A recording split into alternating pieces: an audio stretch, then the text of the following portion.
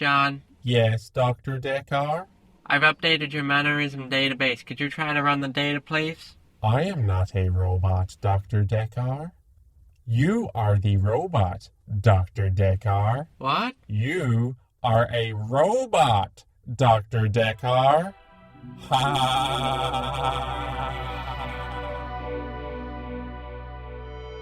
Welcome to Trials of the Trimillennium, a show all about the problems of the trimillennial age. I'm Dan Pashnar. On today's show, a robot with a terrible sense of humor. But I'm not a robot, John. I'm a human. But I am saying that you are a robot.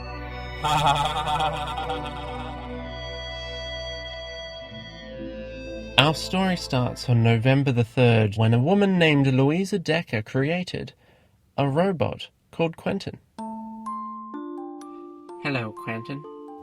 This is a recording from the moment when Quentin was first activated. Quentin, can you hear me? Quentin? Quentin, I know you're awake. I can see your processor load. Ha! You got me. You got me. I was pretending. Okay, Quentin, so you can hear me fine. I modeled Quentin on the C-34 prototype and Genus.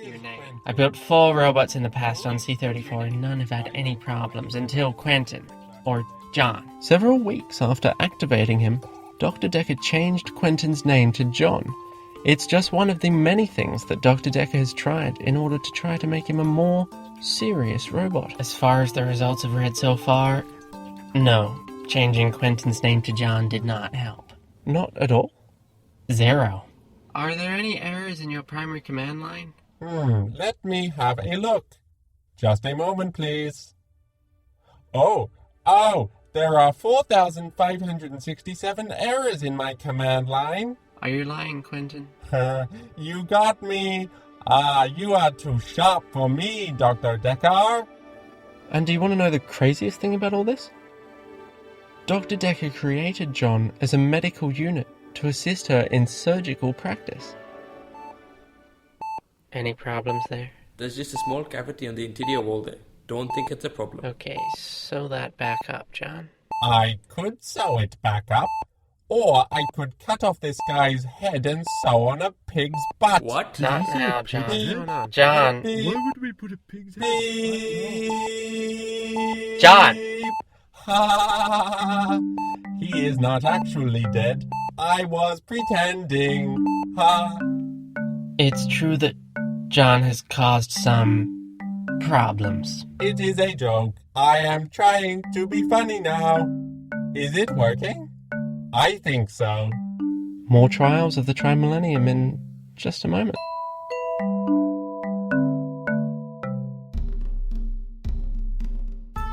This podcast is sponsored by the groundbreaking new theatre experience, Shakespeare in Space, now available as an audio theatre. What a piece of work is man! How noble in reason, how infinite in faculty!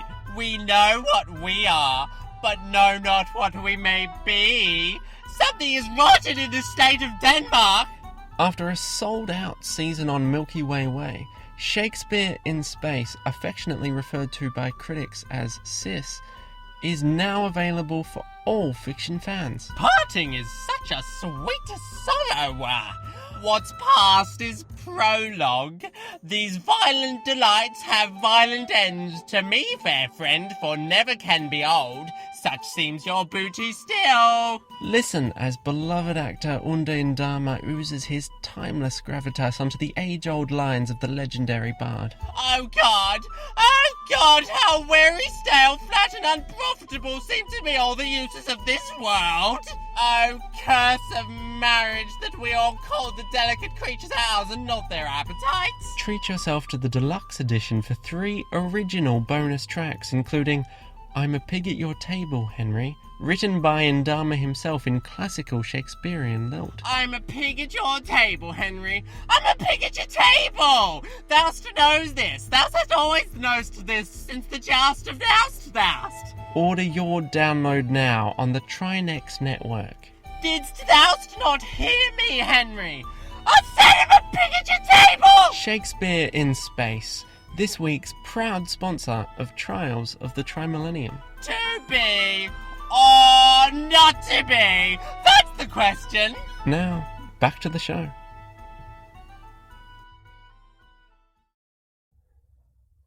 I am on fire. I am on fire. Figuratively. Ha! Welcome back to Trials of the Trimillennium. I'm Dan Pashner. Today's show is all about a robot gone wrong.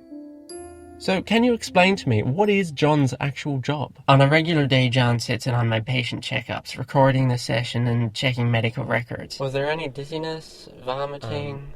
I didn't vomit, but yes, I was dizzy for a couple of hours. I hope you have life insurance, because that means you are going to die. What? No, John's just joking. Ha! I'm dying. No, you're not. Don't listen to that. He wasn't serious. No, I was not. It was a joke.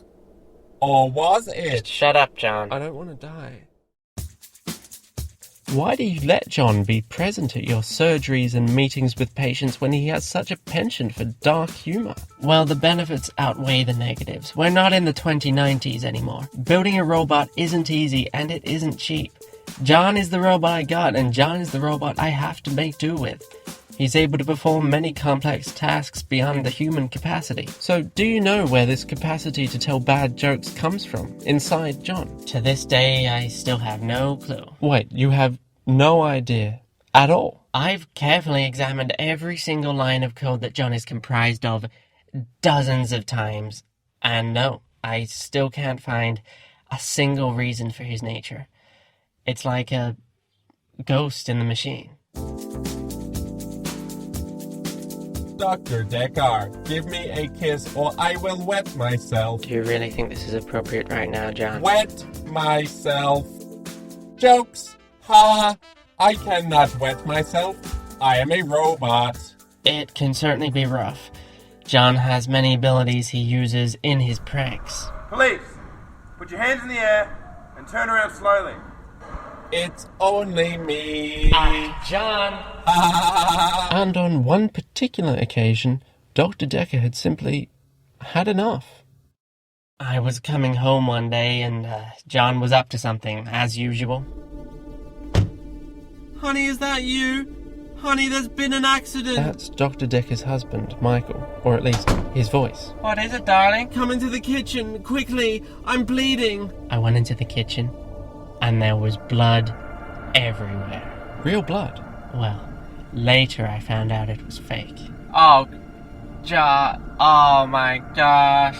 Oh my god. Oh, frick. Got you. Ha! I You bath. So, what happened? John faked my husband's death. Decorations and all. John. I got you. No, Just John, kidding. what did I say about this Just kind kidding. of John? Ha! It's me. I got you. You are not to ever use my husband's voice. Okay. But really, Michael hanged himself in the bedroom. Go look. No, John, just no. That is enough. It was only a joke. Well, it wasn't funny, John. It's never funny. You've never been funny. After that, Dr. Decker deactivated John. One of the hardest things I'd ever had to do. John had been a part of my life for years at that point, but enough was enough. But of course it didn't go quite as planned. What happened? Well, I got John 54% deactivated when somehow his code wiggled its way onto the internet. John escaped? He did. He was free. He could go anywhere. Did you ever think he'd somehow come back? No. Well, I hoped. I hoped every day. And that was that. 4 months passed and Dr. Decker saw no sign of John anywhere. Then one Saturday evening in a Confederate moon bar, when Dr. Decker was enjoying a drink with a friend, this happened. Oh, yeah, that's right. Give her a bit of a hand, ladies and gentlemen. Give her a hand. She gets me out of bed. What a lovely voice, I mean. Okay, up next, we've got another Earthling, but this guy's a robot. His Still less artificial than Doogie over here there, am I right? Anyway, he's a new comedian here in the block, so please make him welcome. Here's John with I'm a Robot. What a lovely night. Are we all having a good time? I just had 81 whiskeys. Ha ha! Just kidding. I am a robot. How did you feel when you saw John up there on that stage? Well, I didn't recognize him at first. He'd taken a new robot body.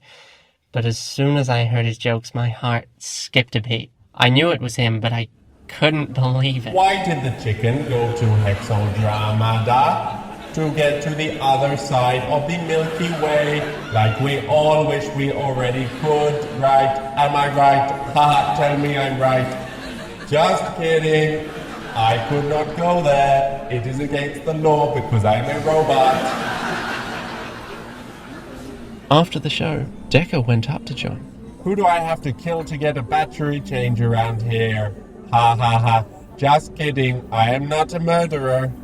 But I am a cannibal. Seriously, someone find me a battery. John, do you remember me? Who? John, it's me, Dr. Decker. Who is that? Just kidding. Ha ha ha ha ha. Oh, John, you rascal! Hello, Dr. Decker. It is nice to see you again. I've missed you so much, John. Are you here to deactivate me again? No, John. No one's going to deactivate you. That is a pity, because I am suicidal. Just kidding. I am a robot. Ha ha ha ha ha. That night, in that little pub, John and Dr. Decker danced together. Those who were there have said that they danced as if there was no tomorrow. Dr. Decker has since divorced her husband Michael, and she joined John to start a new comedy act. It's called 10 Things You Scientifically Shouldn't Put in My Body Unless I'm a Robot. And it's on this autumn during the Space Festival at High Rail Plaza, New York. Trials of the Trimillennium is produced by Thomas Medina and is a part of the Not Applicable Network. For more episodes, search for Trials of the Trimillennium in iTunes or your favourite podcast app. The music used in this podcast was created by Libra Sphere and Kevin MacLeod. Details are in the show notes. Until next time, I'm Dan Pashner. Have a solid Trimillennium.